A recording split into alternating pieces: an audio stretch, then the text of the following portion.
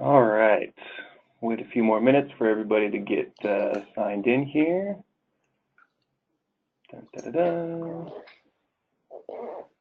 All right, welcome everybody to another Page One Power webinar. It's our quarterly webinar that we do here, where we take topics from our current issue of our publication that we do, Pages Magazine. And today's topic is on-site optimization, specifically content optimization. We'll also be discussing Google's new Medic update as coined by the industry, and to learn more about our publication, go to pagesseomagazine.com. And today, what we're going to be talking about, as I mentioned, is content optimization. And with us, we have content optimization specialist himself from Screaming Frog, Charlie Williams. Charlie, how you doing? I'm good, Jordan. Thank you very much for having me here. Absolutely.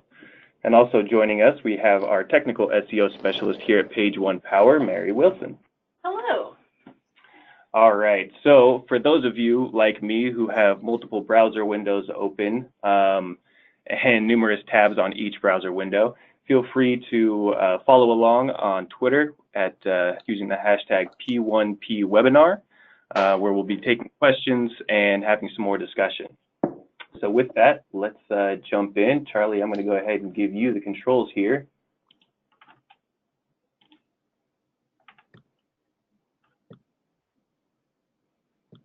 Okay, I'm pushing some buttons and hopefully everything's working nicely and you can see what I'm seeing, which ironically enough is just a picture of me, which is quite, arrogant, but there we go. So yeah, thank you very much for that intro, Jordan. Yeah, I am Charlie Williams. I work at Screaming Frog. It's a SEO and PPC agency based in Henley, which is in the UK. For those of you in the US, it's a small place. It's where the regatta is held. That's quite famous, and it's about 45 minutes west of London. Screaming Frog themselves, they're an agency. They're probably most famous for SEO Spider and log file analyzer software. But more importantly, if you have any questions from today that we don't have a chance to go through, if you have any thoughts or just want to argue with me about something I've said, then you can get hold of me. My Twitter handle is @PageSource, and my email address is charlie@screamingfrog.co.uk. Okay, so without any more introductory stuff, we shall jump right in. And one of the things that occurred to me when I was thinking of writing a topic, thinking about different topics to write on the article for the Pages magazine, was about on-page SEO. Is one of the areas the guys at Pages asked me to think about. And my first question that popped in my mind is, well, isn't on-page SEO kind of fundamental? Isn't that something that most people have already got licked to a certain extent? This isn't something that's particularly new or exciting. But then I realized, I thought about it some more, and I thought, actually, there's been a lot of writing in the last several years about more advanced concepts of this. And the work I do, what we do at Screaming Frog, the stuff I talk about with other SEOs at conferences and so on, about how we optimize our pages, is no longer quite so basic. If you take a lot of CMSs or plugins, and here I've got on screen, we've got Yoast. On-page SEO has become a bit of a tick box exercise. Yoast uses a traffic light system, red, orange, green, to kind of show whether your stuff is actually optimized or not for your keyword. And they point the problems for you. Oh, you haven't got the keyword in your alt tag. You haven't mentioned your keyword in the first 100 words or something like that. Again, on-page SEO has kind of been reduced a little bit to this tick box sort of process, and you do it. If you want to, you can use other tools. WooRank's a good one. Many other tools, Ahrefs, SEMrush, all the kind of tools like that. They'll have kind of basic auditing sort of tools. And they'll give you a score. You can see here the score for Page One Power. I had to pick on them just because I feel like being mean to Jordan. And what we do is you put the tool in and it gives you some stuff like, oh, you've got a title tag, you've got a meta description, but you've got a broken link on the page, you haven't got your keyword here, stuff like that. Again, on-page SEO reduced a little bit to a checklist. It's great. So you put your pages in here, you follow it, you get those green lights in Yoast, and it's time to go to the bar. Day's over, jobs are good, and let's move on to the next task. I don't think so. I think actually, you know, if you want to rank, this isn't good enough. Doing the on-page SEO basics, this checklist is kind of like the equivalent of buying a ticket to the party. To even have the chance to take part, you have to do stuff. Everyone's got access to these free tools and free plugins, and most people, at least with any kind of SEO efforts, are doing these things. And it's the more advanced stuff that we can do that will really make our page stand out, and that's achieve those much better organic results. Optimizing your page means more than just the placement of your keyword targets, as important as they are. It's the whole experience, showing how relevant you are to the searcher's intent, which we'll come on to shortly, the goal they went to a search engine to achieve in the first place. So that has got to be in our mind of what advanced SEO on page-wise is. So what I want to do today is I want to share with you 5 ways you can level up your on-page SEO. These are all things that don't require huge investment. They might require some time, but they do require effort. But it's stuff that every website, I believe, can do. Now, before we jump in with the first one, while I've got everyone's attention, because I know as the webinar goes on, it's easy to get distracted and so on, there's some key articles I think are further reading I wanted to share. The first is from several years ago by Rand Fishkin over at Moz, and it kind of wrote about the elements of a perfectly optimized page and gave some examples. And you can kind of see here from this big list of factors that, yeah, there's one little section about being keyword targeted, doing that tick box exercise, but there's other stuff like, how fast your page is it providing great UX? There's technical elements, which I'm sure Mary will be able to elaborate on at some point. Sort of like, are we using a static URL? Are we making sure that we're not hiding the content behind post-load event JavaScript and stuff like that? We've got to make sure that everything kind of works, and it's all these elements together that make it work. This article is a great holistic look at all the elements you need to consider. Just all the pieces of the puzzle, essentially. Yeah. That's right. Yeah, absolutely. It's just this huge thing, and I think that's maybe the misconception that those tools like Yoast and so on give, is that on-page SEO is you can just tick it off and just do it, and it's pretty simple. There's all these parts of the puzzle, and that's a great way of putting it. On-page SEO is not a plugin. Yeah, well, we've already said a lot of plugins can help us check for adequacy, but it doesn't mean it's good. Yeah, that is an awesome way of putting it, Mary. Yeah, it's the adequacy. It's the starting point. I love that. I'm going to steal that for the future. Another cool article on this same exactly on that same note from Moz this year that also recommend you check out is how to rank in 2018, like a checklist, and you can kind of work through that at a site or a page level. Again, it's a run through of what should work for improving a page, and that's a really cool article to go and check out. And finally, another one I thought it's worth pointing out is from Brian Dean, Backlinko, very, very popular SEO writer in the last couple of years. He's got one of his usual big, massive articles which go into lots of great depth about perfect on-page SEO. Now, some of it I think is spot on, some of it I'm finding slightly different experiences within different niches, but it's still an excellent overview. And some of the more advanced concepts we're going to go into during the course of today. So, the first thing I want to talk about with you guys is let's talk about your metadata and why you need to look at it again.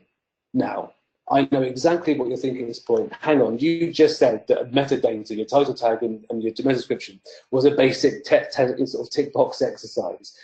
I've already done that. Why? I don't need. That's not an advanced concept. And you're right, it's not. But one of the biggest successes I've had with some of my clients recently is actually through testing and refining my title tag, meta description, even my URL and breadcrumbs and so on. And the reason for that is if you look at the search results, I've got the search results here. Today we're going to be using an example around the topic of beer brewing, because we used that in the last page one Power webinar, and I like beer, so it all came together nicely. So we're going to be using that. And if you look at this page here for beer brewing kits, it's UK focused, but it's very similar to the US result. I checked that. It's a very competitive page. There's some local results in the knowledge panel. There's shopping ads, and there's also a couple of Google ads before we get the organic results. It's a very busy page, very popular. And at the top in orange here, you can see the organic listings. And the thing that strikes me for this is that immediately they're not as attractive, at least in some ways, as some of the adverts that are surrounding them on the page. And there's a reason for that, and that's mostly because our colleagues in the PPC side of search marketing test and refine their headlines and their copy constantly. They test, A/B test, they multiple variant test them, they do all these things together, and they pick the best ones, use them for their adverts, and then test them on another test and keep on improving. In SEO, we tend to write a title tag, we write a meta description. Unless our keyword focus changes, we don't go back and look at this again very often, apart from every time a new agency comes and does a review. I think this is a mistake. This is something that we should be looking at and constantly providing. So using the new Search Console, we have the opportunity to do this. And just to give you a little anecdote about this, I've been working on a website recently with, it's an affiliate-based website, it's very competitive, it's got several thousand pages. And we've been going through testing the title tag, meta description, having a control set for each template on the site, and then doing different variants of a title tag meta description, and then, over the course of running them for 2 weeks or a month, and then using Search Console click-through rate data combined with Google Analytics to see, okay, is that improving or sort of harming our click-through rate and driving more traffic? Now, so essentially, sorry, please go on, John. Essentially, it's more. Yes, you want to be able to rank first, and so that's why you optimize properly, but also the appeal to how not only do you rank, but how well does it look in the SERPs? Yeah, absolutely. I think that's absolutely definitely it. And if you imagine, if you're ranking at number 3, if you can put together a more compelling looking organic advert, if you will, then there's a chance you're going to be able to steal some of the clicks from positions 1 and 2. And yeah, we know if you get a high, some of this testing done by Larry Kim in the past has shown that if you're able to outperform your ranking position, you might move up. But even if you don't, you're still just, at the end of the day, getting more clicks, getting more traffic, and hopefully converting them. So it's a winner in both ways, I think. Very nice. Now, so it's done these large-scale tests, but the cool thing is the new Search Console with the more individual breakdown you can get of the keywords for each page, and you can use the API. There's a great plugin for Google Sheets called Search Analytics for Sheets, which allows you to pull in sort of API data from Search Console. You can actually go, right, here's my control pages, and last month they were getting a click-through rate of this. We're going to test a new version of our title tag and see if that improves our click-through rate or not. And of course, you'll have the movements and so on. It's not perfect, but you can start spotting patterns and building better title tags and so on, and then keep on improving. Now, there's actually ways you can go about, sort of testing things. So there's a handy little tool called ctr.tools. That's where it lives at. ctr.tools, and what it does is it actually, you can pull in a title tag from a page, a snippet, the title tag and meta description, URL and so on, and even put in a target keyword, and it will give you a kind of click-through rate score based on good copywriting practices, such as using call to action words, using power words, making the most of your space, not going too long, so you appear too long in the results and get cut off and so on. Simple way that anyone can do to start testing different calls to actions, different sort of snippets to find a better option. There's I've much marked 1 and 2 on the screen here. What you do is you put in your current page and hit the button, and it will pull through what the existing one is, and then you can hit button the A/B test button and put it in, and then you can put in your new variant and then compare the scores of your before and after for what in theory is good copywriting practice to improve click-through rates. So that's a really simple way anyone can start coming up with new, better organic snippets, and then use Search Console data to test what the actual results are. Just to give you a bit of a clue, this is a dashboard I built in Google Sheets. You don't have to do something as advanced as this. I've had to cut out some of the data to protect the innocent, but I've got 4 pages here where I've done these were actually blog posts, and I was testing different titles and methods to give a different snippet for each of them, and I compared a month's data to the previous month, accounting for volume, just doing it on percentage change, and actually seeing what happened. And as you can see here, hopefully, 2 of my tests were successes and 2 of them were fails. So the ones that were fails, we reverted back to the previous version and then came up with a new concept. And the ones that were successes, we stayed with the changes we put in place. Again, this is stuff that anyone can do. And how much, if you can go back to that again, yeah. I was trying to see the timeline for how long did you run that test? I ran this test for a month. A month. And This you changed it. And you changed it how often? These blog post ones I just ran for the month. So Okay. I had the month of January, which was like kind of like my control. I saw what the results were, and we picked a selection and changed them. The blog on this particular blog was using quite formatted titles, so we were able to sort of do it in a more systematic way. And obviously, if you're doing something like product pages or category pages or something like that, it's really easy to then sort of do a control set and then do a set with variants and then do something exactly the same as this, but give you almost a bigger data set, which allows you to make more sort of informed decisions. Awesome. Yeah, it's a great way to track ROI and improvements through your different testing that you're doing. Yeah, definitely. I love doing this stuff. I think it's the kind of thing where you get a bit SEO geek and you get involved in spreadsheets for days, but at the end of it, you actually do something that actually impacts the website, which is pretty cool. Absolutely. You can take information from these A/B tests and use it to apply to the rest of your website. So you can say like, oh, perhaps this keyword or this phrasing really connected with my audience. You can learn to use that on your other pages as well. Definitely. Yeah, absolutely. That's a great shout. So the second thing I wanted to point out, I mentioned this a little bit earlier, is knowing your intent. And this is kind of like the starting point. Before you almost do it, I almost could have put this at number one, but as a starting point for looking to improve your optimization, new things you can do, always know the intent. And the intent is of your intent of what you're looking to do when somebody reaches this page, and comparing that with the intent of the audience making the search for your keyword target. So to give you a clue about this, back in 2007, and it wasn't that old when I first started SEO with this article, which makes me feel really old now. Again, the guys at Moz did a quick kind of thing where they did a breakdown of different types of search query. Navigational queries, they're the kind of thing that I get cross with my mum for doing, where she types in Facebook and can't be bothered to type the word .com in, so that it appears to like be a search to Google. They've got, but basically asking, where is this place? Where is this website? You've got informational queries. You've got commercial investigation queries, which are two information type queries, but they can range for stuff where someone's looking for information on how to bake a cake. Something more commercial investigation is what's the best type of trainer for playing basketball, something like that.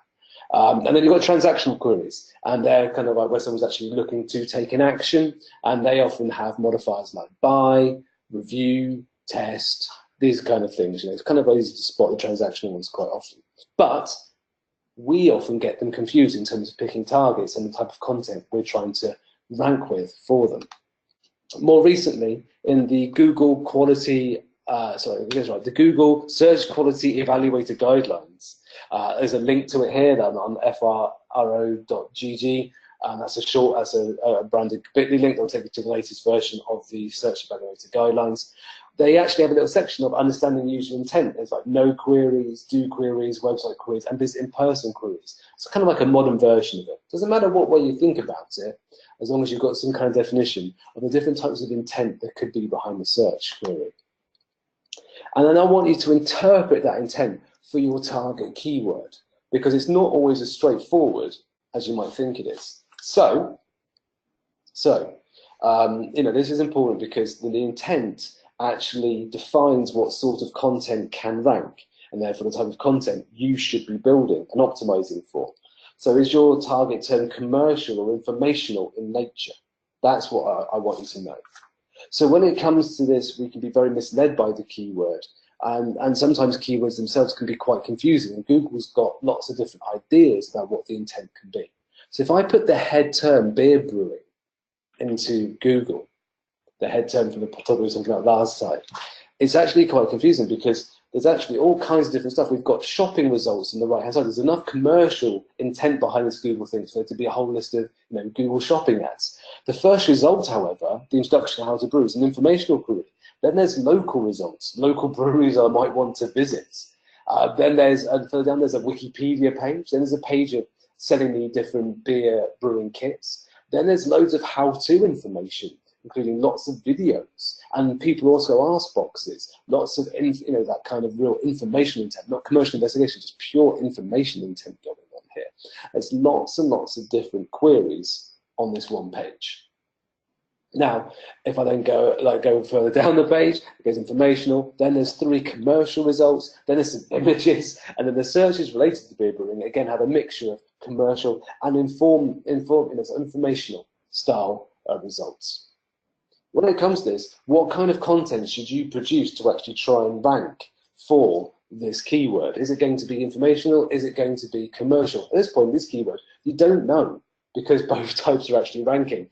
That's what I want to use as an example of something, to show you how difficult it can be. When you're doing a keyword research and you're mapping it to different pages of your site and deciding what content to build, don't assume that it's going to be a commercial result and your product or category page will be able to rank.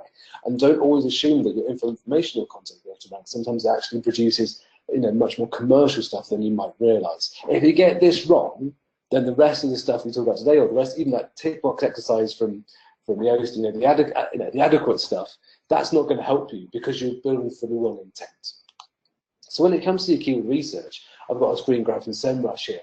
If I put in beer brewing and get the kind of sort of related keywords for it, and you can see that beer brewing kit has more volume than beer brewing, so it's not really the head term for it, but there's lots and lots of different terms that I can target with my beer brewing website. But I'm going to have to be clear that there's informational pages, there's commercial pages, and there's pages with results which are a complete mix, where you have to be very careful about choosing which page I try and target them with. So categorize your keyword targets by intent via looking at the SERPs. Make sure you get this right and you understand what's going on. Now, sometimes you can find common themes within the keyword research. So if I've got identified all these targets, I can actually see here, I don't know how well you guys can make it out, but hopefully you can, that of all the terms in orange, they all commercial queries. They all have, I checked these all individually, it took me a while, but they all have commercial results. And the trigger for that is the word kit. At least in the UK, if you put the word kit in, it automatically Google's right, okay, no sort of misinterpretation here, no hesitancy. This is a commercial query, someone wants to actually take an action and buy something. So I'm going to show commercial results. The stuff in green, they are much more, there's lots of things like lots of how-to terms, and there's a make my own and things, and the word own in there. So that tends to sort of trigger the informational results. So when you do your keyword research and start looking at stuff, break it down, map it out by, okay, there's triggers here, I can start spotting the patterns. The more keyword research you do, the more you kind of times you jump into this, the easier it is to start spotting patterns in your keyword research to know what's working and what's not, and what kind of content will work in each particular case. The last thing I want to sort of say here, I don't know if you can see it on the right hand side, is like, where's the money pointing to? If you look, it's kind of quite clear that the organic kind of competition in CPC, there's much organic, sorry, not organic, the paid competition, sorry, my bad, the paid competition is much more intense on all those kit terms. That implies that those are commercial, the guys in the PPC world aren't going to be worried about trying to bid on terms that don't convert people, that don't drive an immediate ROI of the purchase style. So if there's more people bidding on those kit terms, that's another clue that those are commercial. So, when it comes down to it, like doing an investigation in an action film, follow the money trail. If you follow the money trail, that's a quote from The Wire, I think, for the older amongst you like me. If you follow the money, then you'll find where the problem, you find where the actual good stuff is pointing to, that you can then say, this is commercial stuff for us to point our commercial pages towards. So the important thing I want you to take away from this is write about the intent of the search, not about the keyword itself. One of the common things I see in the problem with this is that people, if they have a keyword about sort of home brewing kits, they sort of try and write about home brewing kits and what's good about them and so on. The actual intent behind the keyword, at least as far as Google's determined, is I want to buy a home brewing kit. I'm not looking for a review, I'm not looking for a guide or for comparison. I want to buy. So make sure when you come to doing keyword research and creating the content for your site, you write about the intent, not about the keyword itself. It's a small difference in terms of when I say it, but it's all the difference in terms of if the pages can actually be the right type of content to rank. Okay, so that's the kind of background, that's the big one. That's in terms of, get this right, everything else falls into place. The next step is start getting keyword clever. This is like where we can give our keyword targeting some of that, some of those extra bits of juice to make things work much better, to start looking much cleverer to our bosses and start doing really cool things to rank for more terms and more highly as well. So a term you often hear about is LSI keywords. There's lots of advice out there, and this is particularly prevalent, I'm going to say, I don't know what you guys think, but I was going to say like maybe 3 or 4 years ago, everyone just started writing about LSI keywords and didn't really know what it meant and just kind of threw it in there as a term. And it's not strictly a kind of like algorithmic thing, but what's good about LSI keywords, as Brian Dean puts it very well here in his article, the one on Onpage SEO I referred to before, is that you can use LSI keywords in your content to show greater depth and to show more relevancy than you would do otherwise. Now, unfortunately, because it's like reading a short article, sorry, it's a long article, lots of different things, Brian didn't have a chance to go into much detail, and I'm going to try and do that for you now. He sort of said use these searches related to at the bottom of the page, but how do you know which ones? And he sort of just wrote, toss 1 or 2 of these into your post, as though it's simple as that, and then you start doing, that's enough to make you rank. I'm hoping to give you guys a little bit more of a how-to to find these LSI keywords and to then use them in your content effectively. So the bit of terminology, LSI is like latent semantic indexing, and essentially for SEO, this means that these are terms that are semantically related to our big target keyword. Patterns in user searches that Google and other search engines have seen in the past can normally determine how one keyword is usually associated with another, and this is quite important because it helps us determine what terms are synonyms for what our target term, what things are truly related. Because we want to know this, because the search engines are doing this, and so if they're doing it, we have to follow suit. Now, LSI is based on the principle that words that use in the same context seem to have the same meaning. So again, it means synonyms, it means variants in our term, and so on. And that's why it's quite cool to throw these into our sort of keyword mix and then start applying them to our content. Now, spotting synonyms isn't always the easiest thing, but again, with practice, you get used to it. In practical terms, we can use LSI keywords not as some magic term to throw in, but to actually add synonyms and related terms that both make our copy read more naturally, but also expand our vocabulary, to signpost our relevancy for more of the subset of terms that have the same user goal, back to that intent we just talked about. Google has like 6 billion searches per day or something daft like that. So they have like just so much information to determine what users actually mean when they search for a keyword. And according to some notes they published, it was a while ago, but it's fairly sort of important. Synonyms actually play a role in up to 70% of searches. So the 70% of searches don't use a direct keyword, they use synonyms or variants on a target term. And that means that that shows the kind of scale of these things. To solve this problem of understanding all these different variants, these synonyms, search engines sort of have these huge corpuses of synonyms and close variants for billions of phrases. They understand that they build, they have this repository of knowledge, which allows them to match content to queries, even when the search is using different terms than your text. So, for example, I was going to give you a quick example of this. In the UK, I can see that there's beer brewing kit. That is like, the term we just pulled out from the previous example of an important, good keywords, 1,300 searches a month in the UK, good volume. But there's also a variant that comes up in the related searches in most keyword tools of home brewing kit.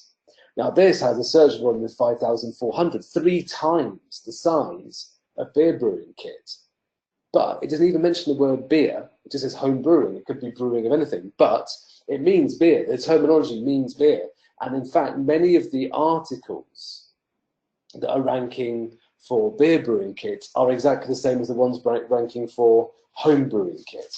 So Google understands this is a synonym, understands that this is the thing. So when it comes to doing your keyword research, you need to get good at spotting these synonyms first of all and going, okay, I understand that is a synonym for this. So rather than creating a page for home brewing kit and a page for beer brewing kit, I'm going to, that's one page and I'll target both terms with that one individual page.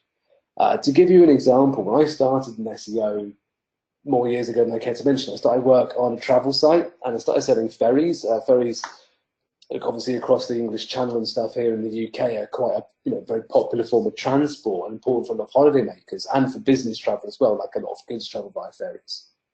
And I had to, for this travel website, create a page on ferries to France, so from the UK, ferries to France. But I also had to create a page on ferry, the singular, to France as well. So I had a page on ferries to France, ferry to France, cross-channel ferries, France ferries, ferries for French holidays.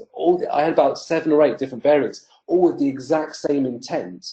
And of course, at that time, this was pre-Panda. We had to have those individual pages, or else they wouldn't rank for their main target head term. Now, of course, you do that, and all those pages won't rank because it'll be thin content. You're trying to, sort of create 1 page per keyword. So we don't have to do that anymore, thank goodness. So in the past, you would have had to have a page for home brewing kit and for beer brewing kit. Now, you understand these are synonyms. These things mean the same user intent. So we have 1 page targeting both of them. Now, to do semantic keyword research and understand these things, we have a couple of different tools we can use.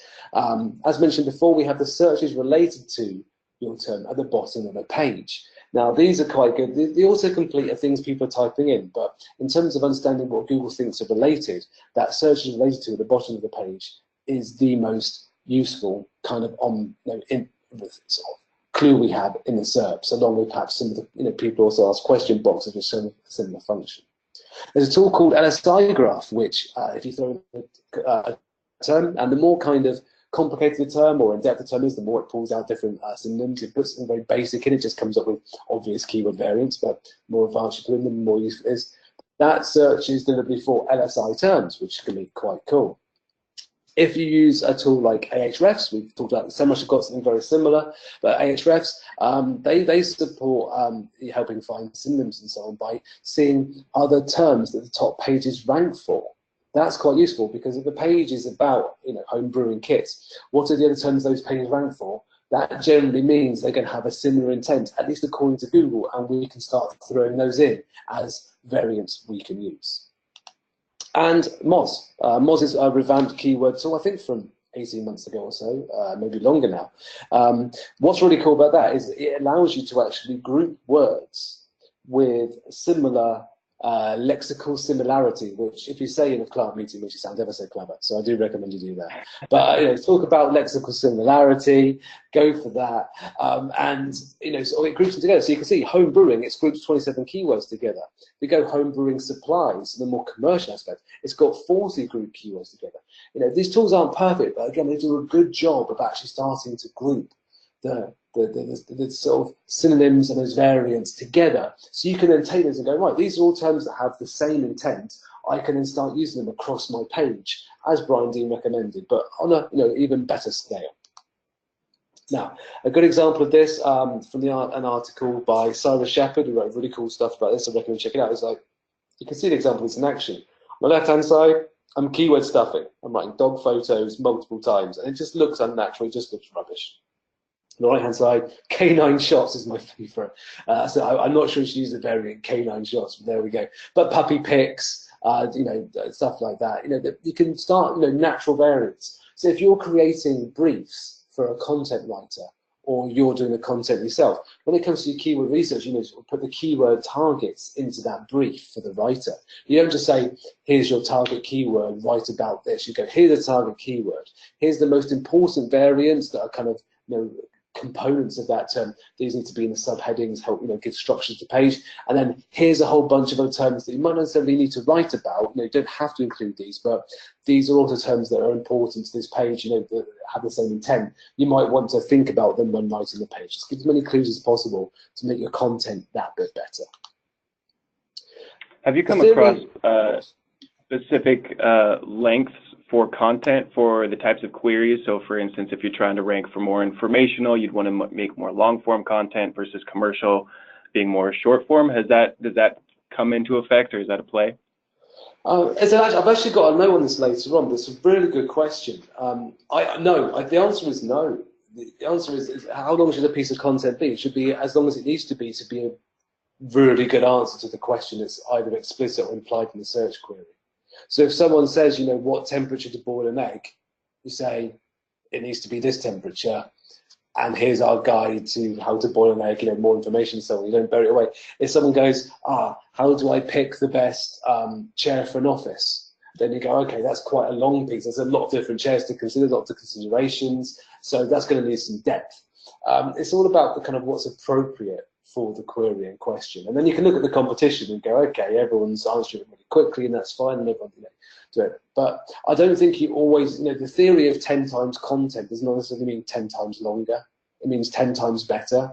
And part of that better can be it loads faster. It's easier to see the content. It's sort of more navigable. There's all kinds of things that can make that 10 times. It doesn't have to always be length. Right on.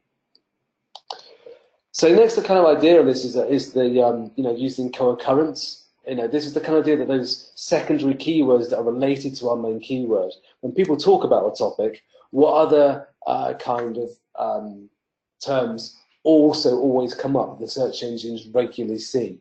So, sort of related keywords.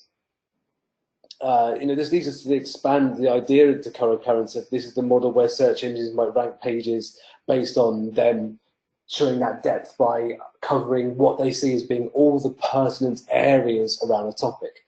And often if you find keywords which are co-occurring ones, they're good for subheadings and stuff like that to show depth and so on to your topic. So all those related searches we've been just researching and finding out, this is where adding them to be complete about a topic. To go back to your question just there, Jordan, how long should the page be? Okay, this is where co-occurrence can be helpful, because we can go, okay, these terms are co-occurring with many of the main things that people are talking about on this subject. We need to have all these things in to be a good answer. You can use these things to help inform you of how long that content should be. To go back to Sarah Shepherd's excellent example I mentioned before, in this case, it's about taking a phrase and going, okay, if we're talking about US presidents as in the presidents of the United States, we would expect a page talking about them to name, to mention the names of some of those US presidents and so on. Whereas if it was US presidents in a different format, name of it's sort of talking about many different things, that page isn't going to rank as well, because it's going to seem to Google that it's not as complete, it's not as sort of comprehensive, because it's not mentioning all these other terms that people usually do when they're expert answers that the users seem to like. The final part of this, and I won't be going on for too long with all this kind of crazy terminology, is TF-IDF, which is term frequency, inverse document frequency.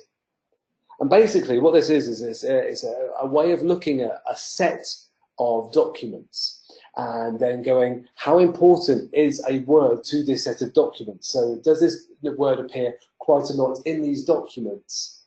And how often will it normally appear across other sort of documents? So it's sort of like a weighting factor. It's useful for information retrieval, it's useful as a point of the algorithm. What basically this allows us to do, and Google have actually talked about it themselves, is it allows us to see that, okay, this term's really important. So the example they give is that if you see the word coach 5 times in a 581 word article, and normally coach appears more like 5 times in 330,000 words, as an average for all documents, you can tell that in articles on basketball, the word coach is really important.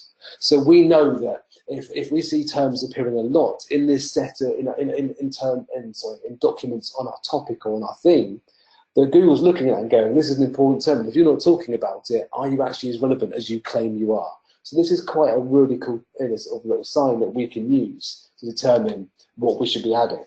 Oh, I should have said that previously. So this is the important pull-out point here about that. This is let's say this is the idea of the famous TF-IDF in analysing pages.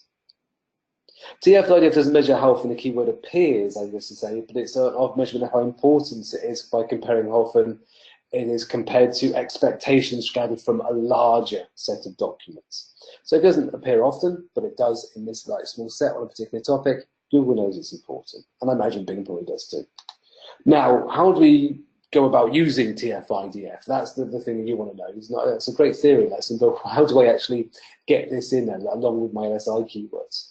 And there's different things you can do. One of the cool things I like to use for this is actually a free tool from Write.com, RYTE.com. Used to be Onpage.org, but they rebranded last year to Write.com. It's a whole tool suite of giving you lots of information, but they've got a product called Content Success, and you can use it several times a month for free if you sign up for an account, which is great. And what you can do is you can put in your keyword target, and it will analyze the top 20 or 30, I think it's 20, search results for your particular topic in your, you can set it by country and by region, so you can get quite local with it. And what you can do is throw that in, and it will then say, okay, so if I put in beer brewing, I think I put in beer brewing kits and put in the UK, and it said, okay, these are the terms that all the pages ranking are talking about quite regularly. So yeast was found on 85% of the pages. So if I want to be a good page on beer brewing kits, I'm going to have to talk about yeast somewhere, you know, that kind of thing. Sounds really simple, but most people don't do this, and it's actually a really powerful way of finding all those co-occurring terms that are important within our sort of corpus, our topic, if you will.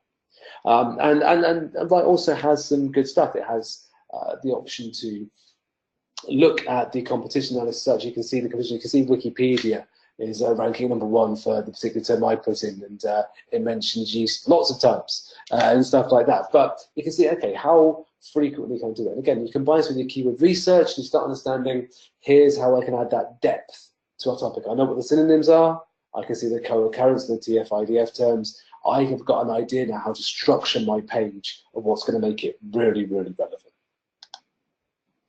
Okay, hopefully I explained that well. That was the one I was nervous about explaining, because you end up using a lot of terminology like TF-IDF, and frankly, it can be scary at times, and it certainly put people off and wants to learn more. I would say at very least use the tool, plug it in, and give it a shot. Yeah. I could have done that in one slide, couldn't I? Just try this, and then that's fine, and then you can hit the bar. It's fine. Yeah. So number 4 is build better content. Now, I can hear you saying, I can hear the voices screaming at me through the through the screen, going, oh God, every conference I go to, people just tell me build better content, build better content, build quality content. It's like the worst cliche potentially in SEO, and it sounds really generic, but I promise I'm going to actually explain why, and why you don't need to necessarily be sick of hearing it just yet. I mean, we mean it this time. We say build better quality, we mean it. And this is one I'm going to talk a little bit about Medic. This is something that Jordan asked you to cover, and it's a really interesting thing to look at in the context of content quality. So Medic was a core update from August the 1st, and we've had several of these so far this year.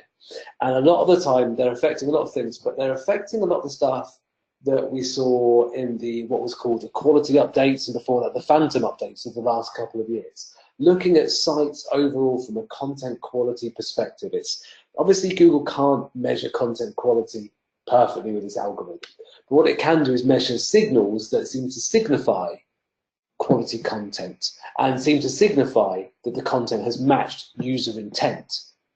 And that's what so they can measure that, and that's what these coordinates are often looking at right now, along with a bunch of UX stuff which we'll go into.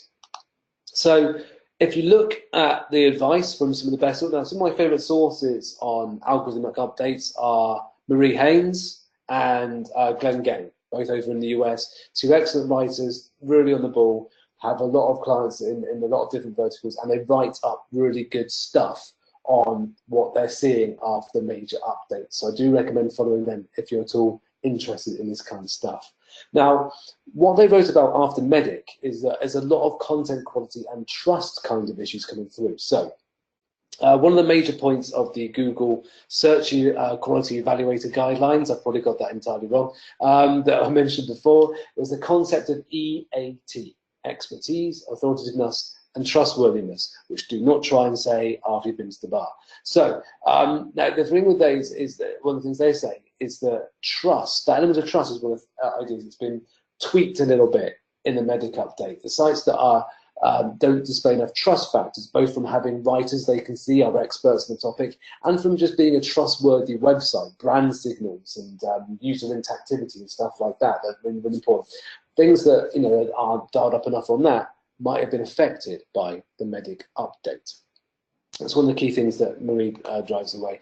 I don't expect you to read this huge block of text now. I just want to give you a bit of a clue as to some of the key takeaways that Marie drew about the Medic update. So that display all of your reads. Your about page should be full of reasons why you are one of the most authoritative people in your vertical. Brag about awards. Have your authors make sure they've got really good bios and they link to social profiles. Show their expertise.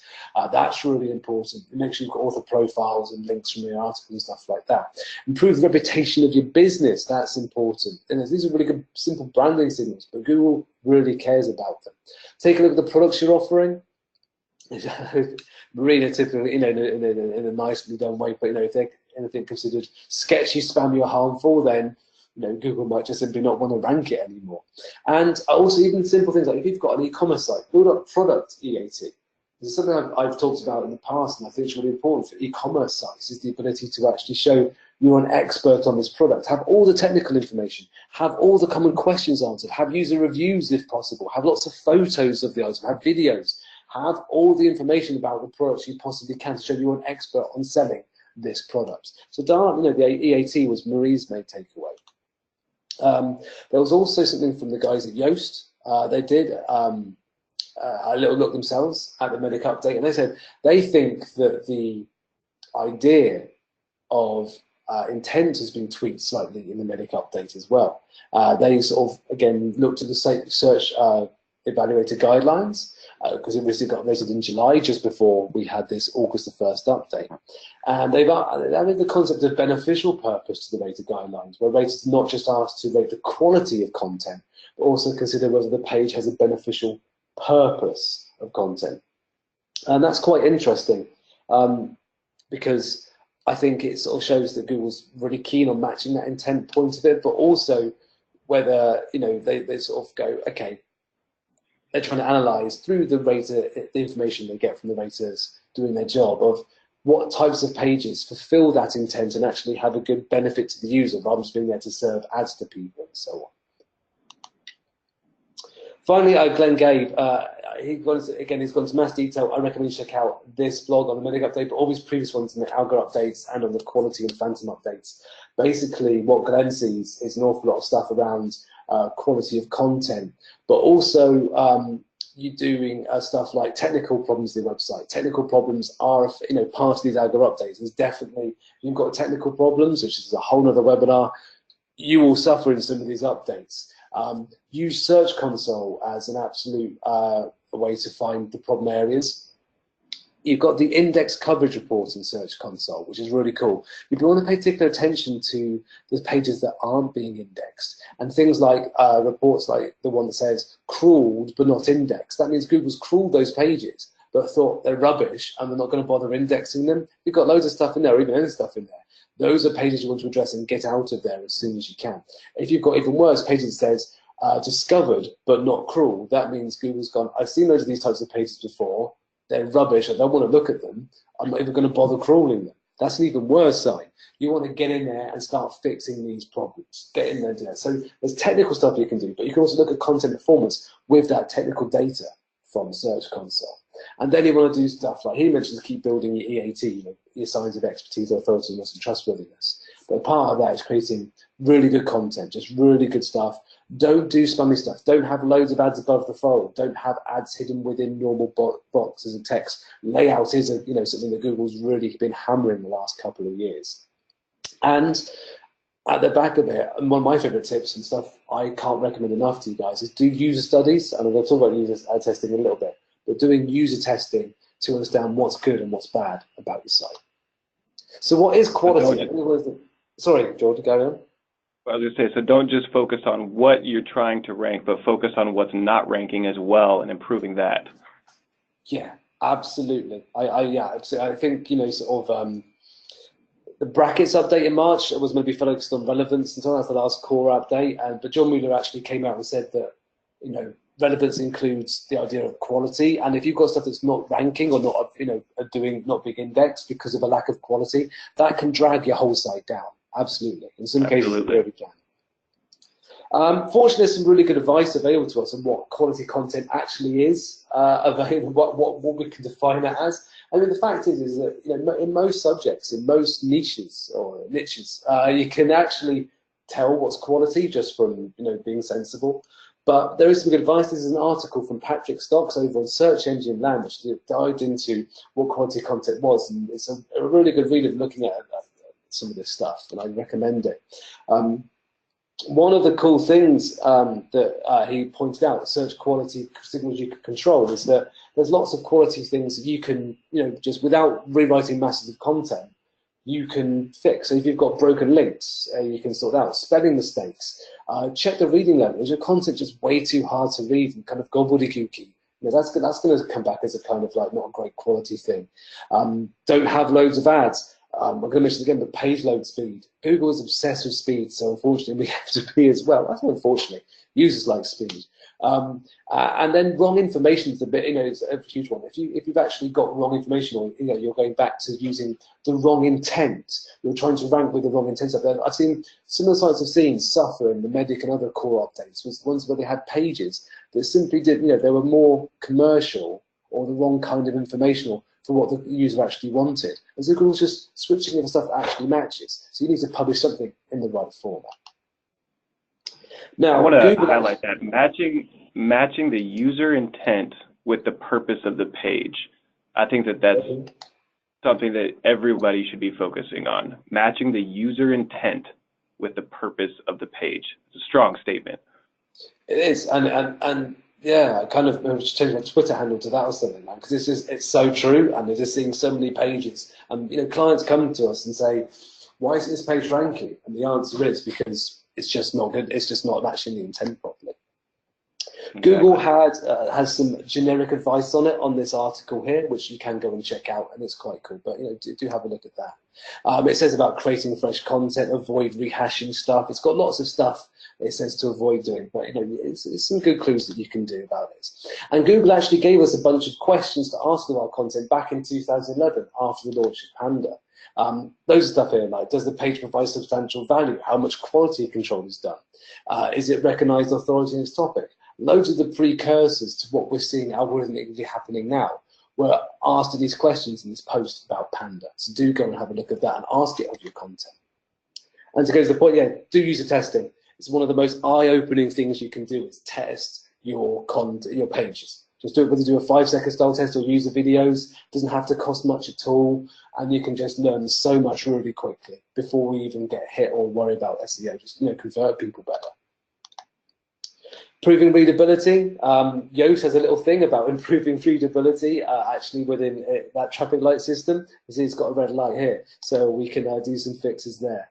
And to answer your question, Jordan, should we build long content or not? But what about this an e-commerce page? You can't write loads of content for a category page and things like that. How much should you write for a page? Well, there's a lot of advice from people like Brian Dean, which is great advice in most cases. Build really big stuff. But as I pointed out in this really cool tweet I saw when I was researching this a couple of weeks ago, the opposite can be true. Answer the question as quickly as possible. Just really get to the point as well. Yeah, my answer to that is be comprehensive. So the idea is to be a really complete answer, an in-depth answer, a great answer. But if it's a really simple question, a comprehensive answer will also be short. A really good tool for that, Answer the Public. I know it's a very popular flavour of the month. Well, I'll say for the last couple of years, maybe the last couple of years. But you can find questions around this topic. Make sure you're answering all the top questions around it. So Answer the Public, throw a topic in, and it puts all the questions around it for autocomplete answers. Is homebrewing worth it? Where to start homebrewing, stuff like that. Great way of finding out more stuff. And don't make thin content. It's a great. I love this. I have a quote from again here. Just don't make thin content. Make stuff that is comprehensive and answers things fully. Even if it's a simple answer, answer it fully and then no more. But just provide something that's unique and valuable every single time you create a page. All right, last thing, make it fast on this. Make it fast. I'm not going to go into the page speed depth, but I just want to reiterate how important it actually is. There's loads of tools like Lighthouse, Pingdom, easy ways to make your website faster. And when it comes to e-commerce, I said about this before, I actually I did a talk about this in Brighton SEO last year. Loads of stuff you can do to add great depth to what seems like really thin content for products and so on. There's actually loads you can do to make really boring pages really interesting. So that's why I've thrown a link to it up there as well. Right, my final tip, this is much quicker than the previous ones. Use internal linking. Signpost your content in a smarter, better way. we go on about outreaching content, getting external links and so on, but of course that's hugely important. But what if we have direct control over is how we, is the sort of number, the position, anchor text, and internal links. And be honest, many pages aren't going to get external links, so internal links are a main thing. So first of all, add them in the main body. If you want to make a page seem more important, get your internal links to it in the main body text. Header's great, footer's rubbish, sidebar's not great. Links in the main body text on another page are going to count for more. So use that to your advantage. And review your site structure. Here I've got Screaming Frog, the SEO Spider. I had to crowbar it in somewhere in the talk, obviously. But what you can do, what I love doing this is crawling the site and then looking at the inlinks and the unique number of pages linking to a page and the percentage of total, and then looking at the bottom half of the screen here, looking at the inlinks and seeing where all the links are pointing from. Are they all in the footer or in the header? How important am I signposting this page actually is? There's a new version of the SEO Spider coming out in the next few weeks, and it's got some really cool stuff on internal linking, which I'm not allowed to tell you about yet. But it's going to be really cool in terms of actually helping you work out what's doing really well from internal linking from a structural point of view. So when that comes out, that'll make this even easier, and that'll be really cool. But that's forthcoming, so do check it out when it comes out. And that's it from me. I've talked for far too long. You're probably sick of my voice, but thank you very much for listening. I hope that was helpful. You go to bit.ly/p1power-sf-webinar. You can check out these slides and download them from SlideShare. Any questions, do give me a shout. I'll be very, very happy to answer them. Awesome. That was amazing, Charlie. Thank you so much for that. Yeah, so we do have a few minutes left, so what we're going to do is jump into some Q&A here. Before we do that, I'm going to do a little poll question here. First off, what we want to know is, of everybody listening, what is your current role within your company? So who do we have listening? Who's our audience? Who are we talking to? This is something that we want to know.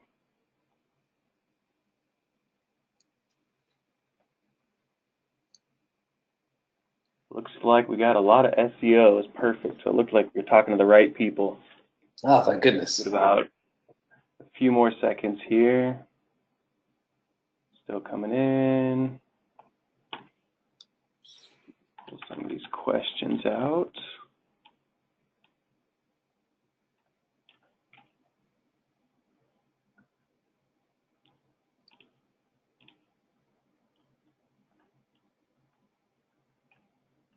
Okay, close that. Awesome. Okay, so yeah, we can come back to here. There we are, showing my screen. Okay, good to go. Question real quick, what was the bit.ly URL again? So bit.ly/p1p-sf-webinar. Perfect. Thank you for that. Here's a good question by Jeannie Hill. Can you talk more about how you use Screaming Frog for link building? Screaming Frog for link building. We're not analyzing on site. So it's a lot more, is your content link worthy? Are you building content that people would want to link to? You have that internal link structure there to really support that page as a landing page. Yeah, I agree with Mary. I don't really use the Spider for link building too often, to be honest with you. I mostly use it for my specialities, which is technical SEO and content, so on-site SEO, for sort of understanding what's happening with the website and how we can build new cool stuff. Generally, if I've got a new client website and I'm trying to work out if there's if they've got any linkable assets already in place, I'll use Spider to crawl the website and see everything they've got, try and do a content inventory and so on to find what they've got. And sometimes you can crawl other sites, but generally for link building, these other tools, things like Ahrefs and Majestic, more for that kind of thing.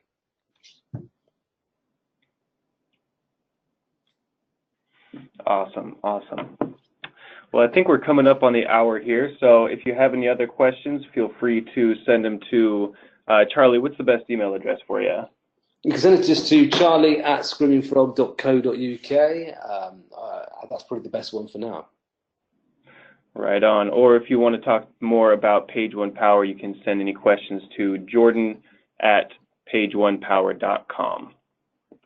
I think that's all the time we have today. You can take a look at our blog, Linkarati, where we'll post a recap of the webinar. Feel free to ask any more questions on that article. You can also check out the slide share where Charlie mentioned, and that is our time today. Thank you, Mary and Charlie, so much for this webinar. Thank you, Jordan. Thank you, Jordan.